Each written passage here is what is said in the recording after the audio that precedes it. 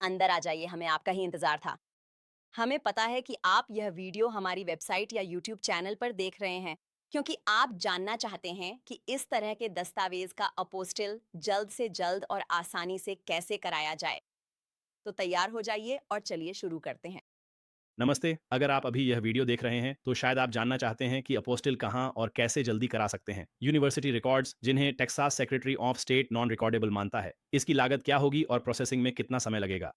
हमारे साथ Texas apostille on order के लिए आपको कौन से कदम उठाने होंगे। टेक्सास सेक्रेटरी ऑफ स्टेट द्वारा नॉन रिकॉर्डेबल श्रेणी के दस्तावेज जैसे यूनिवर्सिटी रिकॉर्ड्स आप हमें अपोस्टिल हेतु ईमेल या फैक्स न करें। लेकिन एक अपवाद है जिस पर हम जल्द चर्चा करेंगे। आपको हमें मेल करना होगा या हमारे ऑस्टिन मुख्य कार्यालय में मूल वेटिंग हस्ताक्षरित यूनिवर्सिटी रिकॉर्ड्स जमा करने होंगे। दूसरी बात, सभी नॉन रिकॉर्डेबल दस्तावेज टेक्सास नोटरी पब्लिक द्वारा वेटिंग नोटरीकृत होने चाहिए। अन्य राज्य या देश की नोटरी मान्य नहीं है, सिर्फ टेक्सास नोटरी ही चलेगी। फिर आपके पास दो विकल्प हैं कि आप अपने स्कूल के दस्तावेजों पर हस्ताक्षर और नोटरी कैसे करवाना चाहते हैं। एक तरीका स्कूल अधिकारी और नोटरी द्वारा है और दूसरा तरीका आपके और नोटरी द्वारा हो सकता है, जिससे आप स्कूल को पूरी तरह से बायपास कर सकते हैं। तो ये पेज मूल रूप से रैंकिंग के लिए एसआईओ कारणों से है, क्योंकि यूनिवर्सिटी रिकॉर्ड जैसी कोई चीज़ नहीं होती। यूनिवर्सिटी रिकॉर्ड्स में कुछ खास और विशिष्ट होगा, जैसे आपके पास यूनिवर्सिटी डिप्लोमा या फिर डिग्री है या यूनिवर्सिटी ट्रांसक्रिप्ट है, शायद यूनिवर्सिटी अटेंडेंस रिकॉर्ड या इसी तरह का कोई और प्रमाण। तकनीकी रूप से यूनिवर्सिटी रिकॉर्ड जैसी कोई चीज़ नहीं होती। ये वास्तव में बस एक बहुत ही सामान्य शब्द है, जैसे कि पॉप या फिर सोडा, जिसमें सभी अलग अलग प्रकार शामिल होते हैं। तो अब अगर आप चाहें तो बस यहाँ ऊपर की तरफ जाइए और यूनिवर्सिटीज़ वाले विकल्प पर क्लिक करें, क्योंकि दूसरे देशों के लोग इसे यही कहते हैं। हम यहाँ इसे कॉलेज कहते हैं। लेकिन अगर आप चाहें तो बस हमारी कॉलेज डिग्री, कॉलेज डिप्लोमा, जो एक ही बात है, या कॉलेज ट्रांसक्रिप्ट पर क्लिक करें। वह आपको विस्तार से बताएगा कि उनमें से प्रत्येक को कैसे किया जाता है। ये वही प्रक्रिया है जो मैं अभी रिकॉर्ड्स के लिए बताने जा रहा हूँ, लेकिन ये आसान है क्योंकि रिकॉर्ड्स के लिए कुछ भी अलग नहीं है। तो आपके पास 2 विकल्प हैं। तो पहला, किसी भी तरह के यूनिवर्सिटी रिकॉर्ड्स अगर वे मूल हैं, जैसे मूल डिप्लोमा, मूल ट्रांसक्रिप्ट, ठीक है? आपको वास्तविक रिकॉर्ड पर यही सटीक शब्द लिखने होंगे या इसे रिकॉर्ड के साथ जोड़ना होगा। कोई अपवाद नहीं। तो यहाँ जो हाइलाइट किया गया है, बस इस पीडीएफ पे क्लिक करें और यहाँ हाइलाइट की गई सभी चीज़ें डाउनलोड हो जाएँगी और आपको बस इसे पेपर क्लिप के साथ अपने मूल यूनिवर्सिटी रिकॉर्ड के साथ जोड़ना होगा। तो ट्रांसक्रिप्ट, डिप्लोमा और फिर एक स्कूल अधिकारी को शपथ पत्र देना होगा और हस्ताक्षर करने होंगे। वे सिर्फ हस्ताक्षर नहीं कर सकते। ऐसा अक्सर होता है और आपके दस्तावेज खारिज कर दिए जाते हैं। ठीक है? उन्हें नोटरी के सामने शपथ पत्र देना होगा। ठीक है? और ये बयान यहाँ दिया गया है। तो मैं प्रमाणित करता हूँ कि यूनिवर्सिटी छात्र के नाम के यूनिवर्सिटी रिकॉर्ड्स, वह आपका नाम है। जो यूनिवर्सिटी रिकॉर्ड पर है वो बिल्कुल सही है। पूरा मूल दस्तावेज, फिर हस्ताक्षर करेंगे और मुख्य बात, उन्हें अपना पद लिखना होगा। उनका पद क्या है इससे फ़र्क नहीं पड़ता, बस पद लिखना ज़रूरी है। अगर कभी ये गलती होती है तो आपका दस्तावेज खारिज कर दिया जाएगा। तो आपके यूनिवर्सिटी रिकॉर्ड पर आपका नाम उस पे छपा होगा। आपका डिप्लोमा, आपकी डिग्री, आपकी ट्रांसक्रिप्ट, इन सब पर आपका नाम छपा होगा। आपका नाम जैसे भी छपा है, उन्हें यहाँ आपका नाम बिल्कुल वैसे ही छापना होगा। तो अगर आपके यूनिवर्सिटी रिकॉर्ड में जॉन डी डो लिखा है, तो उन्हें आपका नाम जॉन डी डो के रूप में ही छापना होगा। अगर आपके रिकॉर्ड में आपका पूरा middle name John Douglas Doe है, तो उन्हें जॉन डगलस डो ही लिखना होगा। गलती होने पर टेक्सास राज्य दस्तावेज खारिज कर देगा, जिससे आपके पैसे डूब जाएंगे। उन्हें स्पष्ट निर्देश दें कि इसे इसी तरह करना है। दूसरा हिस्सा नोटरी का है। इसे नोटरी जुराइट कहा जाता है। आपकी यूनिवर्सिटी जिस भी काउंटी में है, नोटरी वहां उसी काउंटी का नाम लिखेगा। ठीक है? और यह महत्वपूर्ण है। वे इसमें गलती कर देते हैं। नोटरी अक्सर गलती करते हैं। यहाँ लिखा है स्कूल अधिकारी का नाम लिखें। जिस अधिकारी ने हस्ताक्षर किए हैं, नोटरी को वहां उनका नाम लिखना होगा, क्योंकि वे बता रहे हैं कि उन्होंने किसी दस्तावेज पर हस्ताक्षर करते देखा। उन्होंने स्कूल अधिकारी को हस्ताक्षर करते देखा। वे इसे 3 तरह से गलत कर सकते हैं। नोटरी वहां अपना खुद का नाम लिख देगा। हमसे मत पूछिए क्यों। टेक्सास राज्य द्वारा दस्तावेज खारिज कर दिया जाएगा। नोटरी उस खाली जगह में अपने हस्ताक्षर कर देगा। आपका दस्तावेज फिर से खारिज हो जाएगा। और तीसरा, वे आपका नाम लिख देंगे जो यूनिवर्सिटी रिकॉर्ड पर है, न कि उस स्कूल अधिकारी का जिसे उन्होंने हस्ताक्षर करते देखा, और ये खारिज हो जाएगा। तो सुनिश्चित करें कि आप नोटरी को बताएं अगर आपको स्कूल जाने के लिए मोबाइल नोटरी को काम पर रखना पड़े, क्योंकि अगर आपकी यूनिवर्सिटी बहुत छोटी है तो उनके पास स्टाफ में नोटरी नहीं होगा, और इसलिए आपको यूनिवर्सिटी अधिकारी से मिलने के लिए मोबाइल नोटरी को बुलाना होगा। फिर से यही कारण है कि हम इस तरीके की सलाह नहीं देते, क्योंकि बहुत सी चीज़ें गलत हो सकती हैं और शायद 80% समय इसमें 80% अधिक संभावना है कि गलती की वजह से इसे खारिज कर दिया जाएगा। उस दूसरे तरीके की तुलना में जो मैं आपको दिखाने जा रहा हूँ, दूसरा विकल्प जो बहुत आसान, तेज़, सस्ता है और जिसे आप नियंत्रित कर सकते हैं। ठीक है? दूसरा विकल्प ये है कि आप अपने यूनिवर्सिटी रिकॉर्ड की एक फ़ोटोकॉपी बनाएँगे। तो चाहे वह ट्रांसक्रिप्ट हो या डिप्लोमा, आप उसकी एक रंगीन फ़ोटोकॉपी बनाएँगे और फिर आप एक प्रमाणित प्रति हलफ़नामा बनाएँगे और नोटरी के साथ उस पर हस्ताक्षर करेंगे। यहाँ दिए गए इस टेक्स्ट को आप बस कॉपी और पेस्ट करके माइक्रोसॉफ्ट वर्ड डॉक्यूमेंट पर डाल देंगे या फिर आप इसे अपने दस्तावेज के दूसरी तरफ रख देंगे। तो सबसे आसान काम ये है कि पीडीएफ पर क्लिक कर हाईलाइट की गई चीज़ें डाउनलोड करें, प्रिंट निकालें और इसे पेपर क्लिप से अपने यूनिवर्सिटी रिकॉर्ड, ट्रांसक्रिप्ट या डिप्लोमा के साथ जोड़ दें। यही वह दस्तावेज है जिस पर आप नोटरी के सामने हस्ताक्षर करेंगे। यहाँ अपना नाम लिखें। इसमें लिखा है मैं स्कूल रिकॉर्ड धारक का नाम और आप यहाँ हस्ताक्षर करेंगे। और फिर नोटरी उस काउंटी का नाम लिखेगा जहाँ ये काम किया जा रहा है और फिर वे नाम लिखेंगे। सुनिश्चित करें कि वे यहाँ गलती ना करें। वे यहाँ आपका नाम लिखेंगे। फिर से बिल्कुल वैसे ही जैसे ये आपके रिकॉर्ड पर है। तो अगर ये मिडल नेम या मिडल इनिशियल है तो इसे वैसे ही किया जाना चाहिए, कराएँ। वे इसमें भी गलती कर देते हैं, ठीक है। नोटरी वहाँ अपना नाम ना लिखेगा, ना ही हस्ताक्षर करेगा। सुनिश्चित करें कि वे वहाँ आपका नाम लिखें और फिर वे यहाँ हस्ताक्षर करेंगे। बस ये आसान है। किसी भी नोटरी के पास जाएँ, स्कूल का इंतज़ार नहीं करना पड़ेगा। क्योंकि हमने देखा है कि अनुरोध करने के बाद स्कूल इसे करने में 1 महीने से अधिक का समय लेते हैं। तो ये बस एक सिरदर्द है, इसलिए इस रास्ते को अपनाना आसान है। जब तक कि विदेश की वह संस्था जो आपसे यूनिवर्सिटी रिकॉर्ड पर अपोस्टिल मांग रही है, विशेष रूप से यह न कहे कि आपको अपोस्टिल के लिए मूल यूनिवर्सिटी रिकॉर्ड का ही उपयोग करना चाहिए, तब तक आप इस रास्ते को अपना सकते हैं। जब तक वे यह न कहें कि यह मूल ही होना चाहिए, तो उनसे पूछ लें, दूसरे देश में आप जिससे भी बात कर रहे हैं, जो इसकी मांग कर रहा है, पक्का पता कर लें। यदि नहीं तो ये रास्ता अपनाएं। जब तक आपको पहला रास्ता न चुनना पड़े, हमेशा दूसरे रास्ते पर ही जाएं। आप टेक्सास ई नोटरी का भी उपयोग कर सकते हैं, जिसे झूम के माध्यम से आपके दस्तावेज को प्रमाणित करने के लिए ऑनलाइन, वर्चुअल या रिमोट नोटरी भी कहा जाता है। यदि आप वर्तमान में टेक्सास या अमेरिका में नहीं रहते हैं, इस स्थिति में आप हमारे हमसे संपर्क करें। इस पेज से आप अपने इलेक्ट्रॉनिक रूप से साइन किए दस्तावेज भेज सकते हैं ताकि आपको हमें कुछ भी मेल करने की जरूरत न पड़े। संपर्क पेज पर जाने के ये 3 तरीके हैं। यहाँ क्लिक करें, इस महिला पर क्लिक करें या यहाँ क्लिक करें। हमारे Texas apostille on order form page पर, जिसे आप नीचे दिए बटन पर क्लिक करके देख सकते हैं, आपको ऑनलाइन फॉर्म भरना होगा, उसे प्रिंट करना होगा और प्रीपेड फेडेक्स या यूपीएस शिपिंग लेबल के साथ हमें भेजना होगा ताकि हम आपके सभी दस्तावेज आपको या दुनिया में जिसे भी आप चाहें वापस मेल कर सकें। तो फिर से, यदि आप इलेक्ट्रॉनिक नोटरी संस्करण का उपयोग करने जा रहे हैं तो आपको हमें कुछ भी भेजने की आवश्यकता नहीं है। तो आप बस हमारे संपर्क पेज पर 3 चीजें और 3 पीडीएफ अपलोड करेंगे। पहला पीडीएफ इस प्रमाणित प्रति शपथ पत्र का पीडीएफ है जिसे आपने अभी इलेक्ट्रॉनिक रूप से प्रमाणित कराया है। साथ ही आपके विश्वविद्यालय रिकॉर्ड की फोटोकॉपी और आप वह सब ले सकते हैं। सब कुछ एक पीडीएफ में स्कैन करें। दूसरा, फेडेक्स या यूपीएस से बना आपका प्रीपेड रिटर्न शिपिंग लेबल है। तीसरा, हमारे ऑर्डर फॉर्म पेज का पीडीएफ है। तो जब आप हमारे ऑन ऑर्डर फॉर्म पेज पे जाते हैं और प्रिंट पे जाते हैं, जब आप ऑन ऑर्डर फॉर्म भरते हैं तो उसमें एक प्रिंट बटन होगा। ये प्रिंट कहेगा और फिर ये आपके प्रिंटर पे प्रिंट होगा और एक हार्ड कॉपी बाहर आएगी। खैर, ये वो नहीं चाहते क्योंकि आपको एक पीडीएफ चाहिए। तो आप अपने प्रिंटर विकल्पों पे जाएँगे और जब आप अपना प्रिंटर चुन रहे होंगे तो एक विकल्प होगा, वह कहेगा पीडीएफ के रूप में सहेजें। तो आप हमारे ऑर्डर फॉर्म पेज को पीडीएफ के रूप में सहेजें और फिर उसे संपर्क पेज पर अपलोड करें। बस इतना ही। आपको कहीं जाने या कुछ भी मेल करने की ज़रूरत नहीं है और आप इसे दुनिया में कहीं से भी कर सकते हैं, यदि आप उस इलेक्ट्रॉनिक प्रमाणीकरण मार्ग को चुनते हैं। अगला चरण 2 है, जो शिपिंग निर्देश है। ये चरण 2 है। मैं बताने जा रहा हूँ कि आप दस्तावेज़ कैसे भेजेंगे और हम आपको दस्तावेज़ वापस कैसे भेजेंगे। तो आने-जाने की शिपिंग और आपको शिपिंग लेबल कैसे बनाने हैं और आपको क्या करना है। तो ये इस पर निर्भर करता है कि आप राज्य, संघीय या दूतावास स्तर के दस्तावेज़ को अपोस्टिल करवा रहे हैं या तीनों को। यदि आप उदाहरण के लिए गैर हेग देश के लिए जा रहे हैं, तो आपको कानूनी प्रक्रिया से गुज़रना होगा, जिसे दस्तावेज़ वैधीकरण या सत्यापन प्रक्रिया कहा जाता है। और यदि यह राज्य स्तर का दस्तावेज है, जैसे वियतनाम या थाईलैंड के लिए जन्म प्रमाण पत्र, तो आपको इसे टेक्सास के राज्य स्तर पर, फिर अमेरिकी विदेश विभाग और फिर उस देश के दूतावास से करवाना होगा। और वह तीसरा चरण है। तो मैं उस सब के बारे में बताने जा रहा हूँ कि आपको शिपिंग कैसे करनी है। तो अपने दस्तावेज़ हम तक पहुँचाने के लिए आम तौर पर केवल 2 ही तरीके होंगे। एक जो सबसे आसान तरीका है और जिसकी हम 99% लोगों को सलाह देते हैं, और वह ये है कि आप रातों-रात या हमारे ऑस्टिन पते पर अपने दस्तावेज़ मेल करें, जो हमारे ऑन ऑर्डर फॉर्म पेज और हमारे शिपिंग निर्देशों पर है।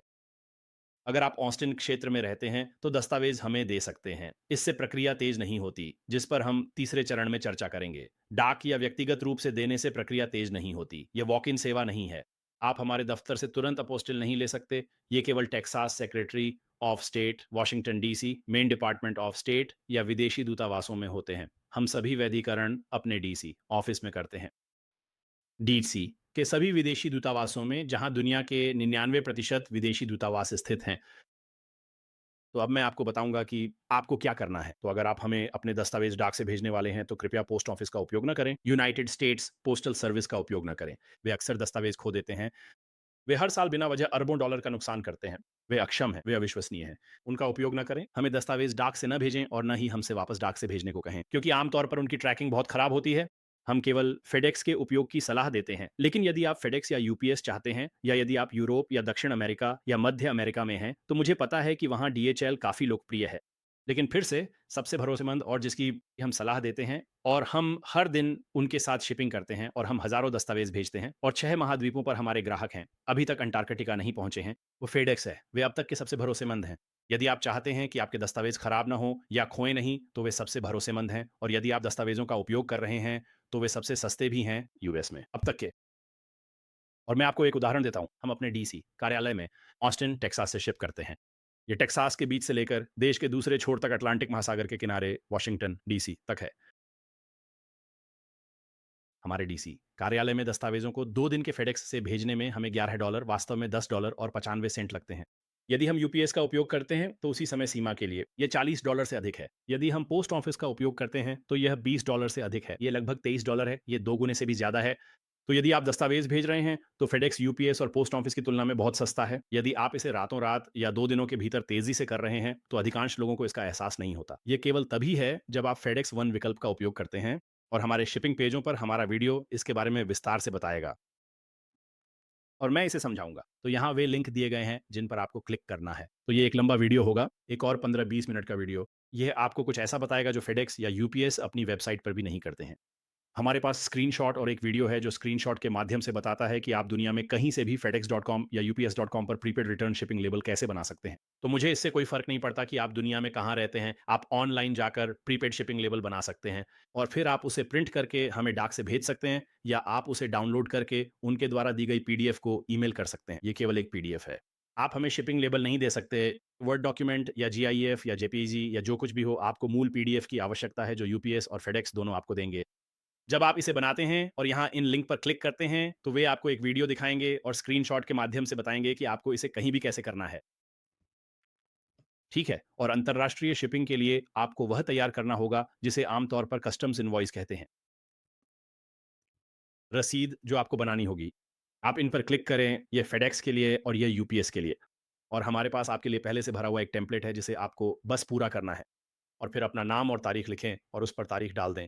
बस इतना ही। ये आपके लिए पूरी तरह तैयार है। देश के आधार पर आमतौर पर इसकी ज़रूरत नहीं होती, लेकिन हम सावधानी के तौर पर ऐसा करते हैं। अगर आप अमेरिका से अंतर्राष्ट्रीय शिपिंग कर रहे हैं किसी दूसरे देश में, उदाहरण के लिए मेक्सिको को वास्तव में इसकी परवाह नहीं है, लेकिन आप इसे वैसे भी कर सकते हैं। फेडेक्स के साथ उन्हें कोई फ़र्क नहीं पड़ता। लेकिन दुनिया के अधिकांश अन्य देशों में सीमा शुल्क से गुजरने के लिए आपको ये सुनिश्चित करना होगा कि आपके पास ये हो। ठीक है? और फिर दूसरी बड़ी बात ये है कि आप शिपिंग लेबल पर हमारा नाम नहीं डाल सकते। मैं अपनी बात दोहराता हूँ, जब हम इसे आपको वापस भेज रहे हों, तो आप अपनी शिपिंग पर कहीं भी हमारा नाम, फ़ोन नंबर, पता नहीं डाल सकते। ये आपको की जाने वाली शिपिंग है। तो हमने आपके दस्तावेज़ को अपोस्टिल कर दिया है और अब आप इसे अपने पास या किसी कानूनी फ़र्म या किसी अन्य देश में वापस चाहते हैं। या किसी मित्र या परिवार या सहकर्मी या किसी कंपनी या सरकारी संस्था को जहाँ भी आप चाहते हैं कि हम इसे भेजें, आप एक प्रीपेड शिपिंग लेबल बना रहे हैं। ठीक है, आप आयातक हैं और आप ही शिपर हैं। इसलिए आप इस पर हमारा नाम नहीं रख सकते क्योंकि अगर यह सीमा शुल्क से गुज़रता है, तो हमें इसका बिल भेजा जाएगा और हमें इसके लिए बिल भेजा जाता है, सैकड़ों डॉलर का। वो हमारा नहीं है, वो हमारा खर्च नहीं है। इसलिए यदि आप उस पर हमारा नाम डालते हैं, तो हम आपके दस्तावेज़ आपको वापस नहीं भेजेंगे, ठीक है? इसे एक लिफ़ाफ़े की तरह समझें, जिसे आप ऊपरी बाएँ कोने में किसी को मेल कर रहे हैं। संयुक्त राज्य अमेरिका में आप वापसी भेजने वाले का नाम लिखते हैं। मतलब यदि आप जिस पते पर इसे भेजते हैं, वह गलत पता है, जहाँ डाकघर इसे वितरित नहीं कर सकता, वे वह मेल आपको वापस कर देंगे। हम यही माँग रहे हैं। आप बस इस तरह से वहाँ पर हमारा पता नहीं डाल सकते हैं, ठीक है ना? आपको कोई भी पता डालना होगा। आप अपने मित्र, परिवार या किसी व्यवसाय का नाम डाल सकते हैं। इससे कोई फ़र्क नहीं पड़ता। आप बस वहाँ हमारी जानकारी नहीं डाल सकते। फिर से, आप बस अपना डाल सकते हैं। लोग यही करते हैं। आप अपना पता टू और फ्रॉम दोनों में डाल सकते हैं। मान लीजिए आप इसे वापस यूरोप भेजना चाहते हैं। अमेरिका में दोस्त या परिवार होने पर आप बस उनके पते का इस्तेमाल करें। यह केवल तभी होता है जब आपका दस्तावेज़ आपको वापस कर दिया जाता है। उन्हें इसे वापस भेजने के लिए या सीमा शुल्क बिलिंग के लिए एक पते की ज़रूरत होती है। इससे वास्तव में कोई फ़र्क नहीं पड़ता, बस आप हमारा पता इस्तेमाल नहीं कर पाएँगे। ये बहुत सरल है। और फिर से इन दोनों में से आप इस पे क्लिक करें, हम देखेंगे कि इसे कैसे करना है। जब आप फेडेक्स या यूपीएस पर जाते हैं, जब आप इसे ऑनलाइन कर रहे होते हैं, तो वे पूछेंगे, "ये कहाँ से भेजा जा रहा है?" वहाँ हमारा पता या फ़ोन नंबर नहीं डाल सकते, ये आसान है। लोग रोज़ ऐसा करते हुए कहते हैं कि हम ये नहीं कर सकते। आप कर सकते हैं, बस सही तरीका अपनाएँ, हमारे निर्देश मानें। इसे ऑनलाइन करें। इसे करने के लिए फेडेक्स यूपीएस स्टोर में ना जाएं, क्योंकि कई बार उन लोगों को पता नहीं होता कि वे किस बारे में बात कर रहे हैं। आप इसे बस ऑनलाइन कर सकते हैं। हम इसे हर दिन करते हैं। दुनिया के हर देश में आप हमारे पते का उपयोग किए बिना ऑनलाइन लेबल बना सकते हैं, क्योंकि फिर से आप ऑनलाइन लेबल बना रहे हैं और आप इसके लिए भुगतान कर रहे हैं। हम नहीं, हम बस इसे आपके लिए फेडेक्स या यूपीएस या डीएचएल पे छोड़ रहे हैं। इसलिए आप हमारा पता नहीं डाल सकते, क्योंकि तब तकनीकी रूप से फेडेक्स या यूपीएस या डीएचएल की नज़र में हम आयातक बन जाते हैं। हम शिप करने वाले हैं। क्या आप देख रहे हैं कि सारी ज़िम्मेदारी, कानूनी ज़िम्मेदारी हमारी कंपनी पर आती है, और हमारी कानूनी नीति, हमारी कंपनी की नीति के अनुसार हम ऐसा नहीं कर सकते। इसलिए शिपिंग लेबल पर हमारा पता ना डालें। ये बहुत महत्वपूर्ण है, क्योंकि हम इसे 100% शिप नहीं करेंगे। हम इसे वापस शिप नहीं करेंगे। आपको नया शिपिंग लेबल भेजना होगा, हम सूचित करेंगे। इंटरनेशनल ऑर्डर के लिए हमारा पता और फ़ोन नंबर वहाँ नहीं होना चाहिए। यदि यह विशेष रूप से अंतर्राष्ट्रीय स्तर पर जा रहा है, तो हम इसे वापस शिप नहीं करेंगे। तो ये बहुत महत्वपूर्ण है। अगर आपको जल्दी है और ये दस्तावेज़ वापस चाहिए, तो थोड़ा समय लगेगा। नया लेबल मिलने और हमारे आपसे संपर्क करने में कई दिन लग सकते हैं। इसलिए कृपया इन निर्देशों का पालन करें और प्रीपेड शिपिंग लेबल पर अपना या हमारा नाम और पता न डालें। तो शिपिंग के बारे में मूल रूप से बस यही सब है। ये फिर से बहुत सरल है। आप बस हमें दें, फिर से यदि आप हमें दस्तावेज़ देने जा रहे हैं, आप दस्तावेज और प्रीपेड शिपिंग लेबल खुद दे सकते हैं, ताकि हम उन्हें वापस भेज सकें। आप उन्हें मेल करने के बजाय खुद छोड़ते हैं, पर चाहते हैं कि वे वापस मेल कर दिए जाएँ। बहुत से लोग ऐसा भी करते हैं। तो आप ऑनलाइन शिपिंग लेबल बनाएँ और हमारे ऑस्टिन सेंटर आकर दस्तावेज़ छोड़ दें। फिर उसी दिन या अगले दिन, जैसा कि चरण 3 में देखेंगे, कि सेक्रेटरी ऑफ स्टेट को इन्हें जारी करने में कितना समय लगता है, या संघीय सरकार या दूतावास को। फिर हम इसे आपको वापस शिप कर देंगे। तो बस इतना ही। धन्यवाद। ये चरण 3 है। मैं अभी की कीमतों के बारे में बताने जा रहा हूँ जो हमारे पास हैं। और यदि आप हमें दस्तावेज़ देने जा रहे हैं और हमारे काम पूरा करने के समय के बारे में जो आज के अनुसार हैं, 30 नवंबर 2025। तो कैसे? यदि आप हमें दस्तावेज़ देने जा रहे हैं, तो आपको जो करना होगा वो ये है कि आपको आपको हमारे ऑर्डर फॉर्म का प्रिंट लेना होगा, जो आप ऑनलाइन भरते हैं, जिसके लिए आप यहाँ नीचे क्लिक करेंगे, ठीक यहाँ। इस पे क्लिक करके आप हमारे ऑर्डर फॉर्म पेज पे जाएँगे, और वही आपको ऑनलाइन भरना है और फिर उसका प्रिंट लेना है। और वहाँ एक और वीडियो है जो बताएगा कि ऑर्डर फॉर्म कैसे भरना है और वह सब कुछ। तो यदि आप अपने दस्तावेज़ हमें मेल करने जा रहे हैं, जो कि अधिकांश लोग करते हैं, तो आप हमारे ऑन ऑर्डर फॉर्म का प्रिंट लेते हैं और फिर उसे अपने दस्तावेज़ों के साथ भेजते हैं, जैसा कि हम चरण 2 में बताते हैं, आप इसे हमें भेजते हैं। यदि आप अपने दस्तावेज़ हमें व्यक्तिगत रूप से देने जा रहे हैं, जिससे प्रक्रिया तेज़ नहीं होती है, और मैं इसके बारे में बताऊँगा। यदि आप इसे हमारे ऑस्टिन कार्यालय में देने जा रहे हैं, जो एकमात्र स्थान है, ह्यूस्टन नहीं, डलास नहीं, केवल हमारे ऑस्टिन कार्यालय में, तो आप अपने दस्तावेज़ वहाँ दे सकते हैं। यदि आप ऑस्टिन क्षेत्र में रहते हैं, तो हमारे ऑर्डर फॉर्म का प्रिंट लें और उसे अपने दस्तावेज़ों के साथ लाएँ। और फिर मैं अभी हमारे कट ऑन ऑफ समय के बारे में बताने जा रहा हूँ। तो उसी दिन की सेवा के लिए इसका मतलब ये है कि हम आपके कानूनी दस्तावेज़ टेक्सास सेक्रेटरी ऑफ स्टेट के पास जमा करेंगे, यदि हमें आपके दस्तावेज़ मिल जाते हैं, दोपहर 12 बजे तक। मध्य मानक समय के अनुसार सोमवार से शुक्रवार तक, किसी भी प्रमुख संघीय या राज्य की छुट्टियों को छोड़कर। तो जब भी सेक्रेटरी ऑफ स्टेट ऑफिस खुला होता है, वे सरकारी छुट्टियों के अलावा भी कई दिन बंद रहते हैं। जैसे इस साल 4 जुलाई के अगले सोमवार को छुट्टी थी, जो कोई संघीय अवकाश नहीं था। वैसे ही वे थैंक्सगिविंग से पहले वाले बुधवार को भी बंद थे, और वह भी कोई सरकारी छुट्टी नहीं थी। या ब्लैक फ्राइडे को भी वे बंद रहते हैं। वह संघीय अवकाश नहीं है, लेकिन वे बंद रहते हैं। वे इस हफ्ते 3 दिन बंद हैं। क्रिसमस पर भी 3 दिन की छुट्टी रहेगी, जिसकी घोषणा हो चुकी है। जब भी वे बंद होते हैं, हम आपके दस्तावेज़ जमा नहीं कर सकते। सोमवार, शुक्रवार दोपहर 12 बजे सीएसटी तक दस्तावेज़ मिलने पर हम उसी दिन टेक्सास में जमा करने की गारंटी देते हैं। फिर उनके काम पूरा करने की समय सीमा के आधार पर वे लगातार बदलते रहते हैं। ये पूरी तरह से हमारे वश या नियंत्रण में नहीं है। कोई भी ये तय नहीं कर सकता कि काम कितनी जल्दी पूरा होगा। अभी के लिए, और हम इसे हर महीने बदलते हैं, कुछ ही घंटों में ये बदलकर दिसंबर 2025 हो जाएगा। तो अगर आप इसे भविष्य में 2026 या 2027 में देख रहे हैं, तो जो कुछ भी देख रहे हैं, उसे भूल जाइए। इस पेज पर यहाँ जो कुछ भी अंकित किया गया है, वही सेक्रेटरी ऑफ स्टेट के लिए वर्तमान काम पूरा होने का समय होगा। और मैं अपने उदाहरणों में इसके बारे में विस्तार पूर्वक जानकारी प्रदान करूंगा। तो अभी के अनुसार नवंबर 2025 में सेक्रेटरी ऑफ स्टेट को दस्तावेजों पर अपोस्टिल जारी करने में 0 से 2 कार्य दिवसों का समय लग रहा है। और मैं ये अच्छी तरह समझाने जा रहा हूँ कि 0 दिनों का असल में क्या मतलब है, ठीक है? तो हम यहाँ कुछ स्थितियाँ दे रहे हैं। तो अगर हमें आपके कागज़ात डाक से या दोपहर तक सेंट्रल टाइम के अनुसार मिल जाते हैं, तो हम आपके दस्तावेज़ जमा कर देंगे। फिर ये संभव है, हालाँकि निश्चित नहीं, कि सेक्रेटरी ऑफ स्टेट उसी दिन आपका अपोस्टिल जारी कर दे। तो उसी दिन का मतलब है शून्य, यानी हमें आपका दस्तावेज़ उस दिन दोपहर तक या उससे पहले मिल जाएगा। हम उसे उसी दिन जमा करेंगे और वे उसे उसी दिन जारी कर सकते हैं और हम उसे उसी दिन आपको वापस डाक से भेज देंगे। यही शून्य दिन है। या हमारे जमा करने के बाद उन्हें आपको जारी करने में 2 कार्य दिवस तक का समय लग सकता है। ठीक है, तो मैं यहाँ हमारे उदाहरणों को समझाने जा रहा हूँ। तो पहली स्थिति, हमें आपके दस्तावेज़ सोमवार को दोपहर के central standard time cut off समय तक या उससे पहले मिल जाते हैं और फिर हम उसे उसी दिन जमा कर देते हैं। सेक्रेटरी ऑफ स्टेट अपोस्टिल उसी दिन, अगले दिन या 2 कार्य दिवसों में जारी कर सकते हैं। तो सबसे खराब स्थिति में आपको ये बुधवार को मिलेगा और वापस डाक से भेजा जाएगा। तो अगर हमें आपका दस्तावेज़ 12 बजे तक मिल जाता है, तो ये सबसे अच्छी स्थिति है। ठीक है, उदाहरण नंबर 2 ये है कि अगर हमें आपका दस्तावेज़ सेंट्रल टाइम के अनुसार दोपहर के बाद मिलता है, भेजने या छोड़ने पर काम उसी दिन हो जाएगा।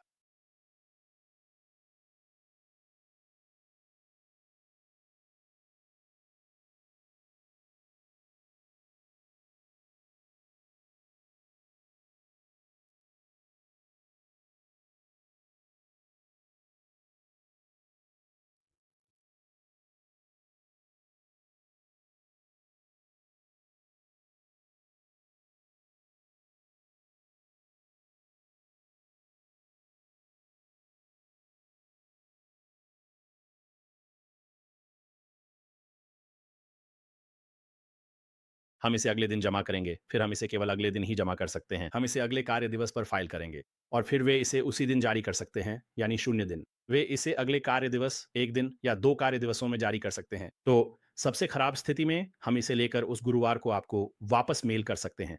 तो फिर से दोनों स्थितियों में यदि हमें आपका दस्तावेज़ सोमवार को मिलता है, चाहे दोपहर से पहले या बाद में, ये बुधवार या गुरुवार होगा। तो फिर से बिल्कुल खराब स्थिति में, जब तक कि कोई ज़ॉम्बी प्रलय या एलियन हमला ना हो जाए, यदि आप इसे सोमवार को करते हैं, तो ये आपको गुरुवार को वापस मेल कर दिया जाएगा। सबसे खराब स्थिति। सबसे अच्छी स्थिति में इसे सोमवार को ही आपको वापस मेल किया जा सकता है। तो बस इसे समझाने के लिए, और मैं इस बात पर पर्याप्त ज़ोर नहीं दे सकता।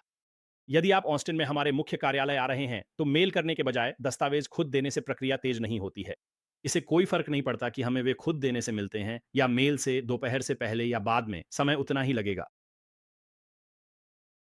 कई लोग हमारी वेबसाइट नहीं पढ़ते, हमसे संपर्क नहीं करते और ये सोचकर आ जाते हैं कि काम उसी दिन हो जाएगा। ये मुमकिन नहीं, क्योंकि ये सेक्रेटरी ऑफ स्टेट का मामला है, सब उन्हीं पर है। वे इसे उसी दिन या अगले 1-2 दिनों में जारी करेंगे। अगर आप ऑस्टिन में नहीं रहते, तो इससे प्रक्रिया तेज़ नहीं होगी। बस अपने दस्तावेज़ हमें ओवरनाइट मेल कर दें, जैसा कि हमने चरण 2 में बताया है। ये कीमतें आज की तारीख तक के लिए ही हैं। ये अगले साल 2026, 27 या 28 में बदल सकती हैं, जब भी आप ये वीडियो देख रहे हों। इसीलिए वीडियो में कही गई बातों के बजाय यहाँ जो लिखा है, उस पर ध्यान दें। यहाँ जो कुछ भी लिखा है, ठीक यहाँ, इस समय यहाँ जो कुछ भी लिखा है, वही वर्तमान मूल्य निर्धारण है। तो पहले दस्तावेज़ के लिए, तो यदि आपको सेक्रेटरी ऑफ स्टेट में एक दस्तावेज़ अपोस्टिल कराना है, तो ये $95 है और इसमें सभी फाइलिंग शुल्क शामिल हैं। तो आप हमें चेक या मनी ऑर्डर कैशियर चेक नहीं देते हैं। आप हमें राज्य फाइलिंग शुल्क के लिए पैसे नहीं भेजते हैं और आप कागज़ी कार्रवाई नहीं करते हैं। आप हमें राज्य का फ़ॉर्म नहीं भेजते हैं। हमारे अपने फ़ॉर्म हैं और हम फाइलिंग शुल्क का भुगतान करते हैं। तो ये सिर्फ़ $95 है, बस इतना ही। कोई टैक्स नहीं है। ये सिर्फ़ $95 फ्लैट है। आपकी लागत बस इतनी ही है। यदि यह 1 से अधिक है तो छूट मिलती है। ये आसान चार्ट है। 1 दस्तावेज़ के लिए 95 है। यदि 2 दस्तावेज़ अपोस्टिल करने हैं और ये एक ही समय में है, तो ये 170, 3 के लिए 245 और इसी तरह आगे भी है। तो ये पूरी तरह से वर्तमान मूल्य निर्धारण है। हमारे पास ये है और फिर से कोई भी अतिरिक्त दस्तावेज़ प्रत्येक $75 का है। और फिर जब आप ऑर्डर करने के लिए तैयार हों, तो बस इस बटन पर क्लिक करें और ये आपको हमारे ऑर्डर फॉर्म पेज पर ले जाएगा, टेक्सास अपोस्टिल के लिए। और फिर से ये केवल टेक्सास के लिए है। ये संघीय मूल्य निर्धारण के लिए नहीं है, या कॉर्पोरेट मूल्य निर्धारण, कॉर्पोरेट दस्तावेज़ों को अपोस्टिल कराने के लिए टेक्सास कॉर्पोरेट मूल्य निर्धारण या दूतावास शुल्क के लिए। ये विशेष रूप से केवल टेक्सास सेक्रेटरी ऑफ स्टेट और टेक्सास दस्तावेज़ों के लिए है। तो वे दस्तावेज़ जो टेक्सास नोटरी द्वारा नोटरीकृत हैं, या वे दस्तावेज़ जो टेक्सास इकाई से जारी किए गए थे, जैसे शहर, राज्य, काउंटी या राज्य सरकार, जैसे टेक्सास जन्म प्रमाण पत्र, मृत्यु प्रमाण पत्र, विवाह लाइसेंस, तलाक डिक्री, आपराधिक रिकॉर्ड जांच, driving licence, power of attorney जैसी चीज़ें। तो ये चरण 3 है। धन्यवाद।